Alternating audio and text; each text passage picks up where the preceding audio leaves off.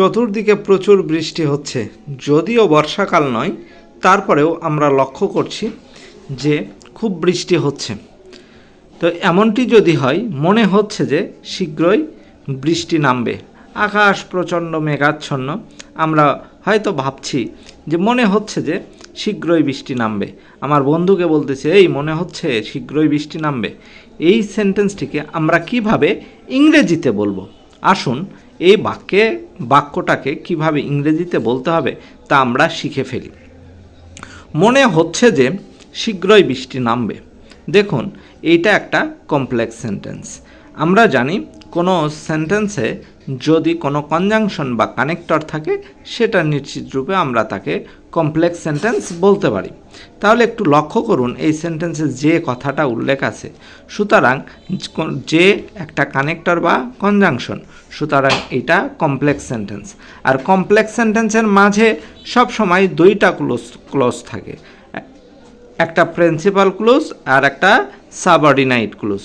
এই বাক্যেও কিন্তু দুইটা ক্লোজ আছে, যা একটা কানেক্টর দ্বারা সংযোগ করে রাখছে। আমরা প্রথমে আগে টেন্স আইডেন্টিফিকেশন করে নিব। মনে হচ্ছে এটা সিম্পল প্রেজেন্ট বা প্রেজেন্ট ইনডিফিনাইট টেন্স। আর পরেরটা শীঘ্রই বৃষ্টি নামবে। কোনো বাক্যে যদি বেন থাকে, তাহলে আমরা জানি সেটা ফিউচার ইনডিফিনাইট টেন্স। মনে হচ্ছে এটা হলো সিম্পল প্রেজেন্ট। তাহলে সিম্পল প্রেজেন্টের স্ট্রাকচার কি? প্রথমে সাবজেক্ট, তারপরে ভার্ব, এক্সটেনশন। যদি subject third person singular number হয়, তাহলে মূল ভার্বের সাথে এস বা ইয়ের যোগ হবে। কিন্তু মনে হচ্ছে এই বাক্যে কিন্তু কোনো সাবজেক্ট নাই। আমরা জানি কোনো বাক্যে সাবজেক্ট না থাকলে আমরা সাবজেক্ট হিসাবে ইট অথবা দেয়ার ধরি।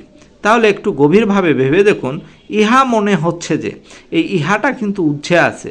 তাহলে এখানে আমাদের সাবজেক্ট ধরতে হবে ইট। ইট মনে হওয়ারকে আমরা সিম বলি। তাহলে ইটটা থার্ড পারসন সিঙ্গুলার নাম্বার। আমরা জানি থার্ড পারসন সিঙ্গুলার নাম্বার হলে ভার্বের সাথে কি যোগ হয়? এস বা ইয়ের যোগ হয়। তাহলে ইট সিমস, এটা মনে হচ্ছে ড্যাট, এটা মনে হচ্ছে যে। আচ্ছা, আমরা যে পর্যন্ত বাক্যের ট্রান্সলেশন অলরেডি করে ফেলেছি। শীঘ্রই বৃষ্টি নামবে, এটা ফিউচার ইনডিফিনাইট টেন্স। আমরা জানি ফিউচার ইনডিফিনাইট টেন্সের স্ট্রাকচারটা হলো, প্রথমে কি নিতে হবে?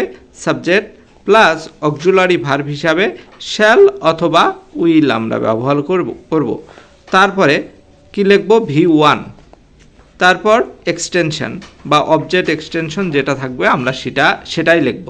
তাহলে এই বাক্যে সাবজেক্টটা কি? বৃষ্টি। বৃষ্টিকে বলবো আমরা দ্য রেইন।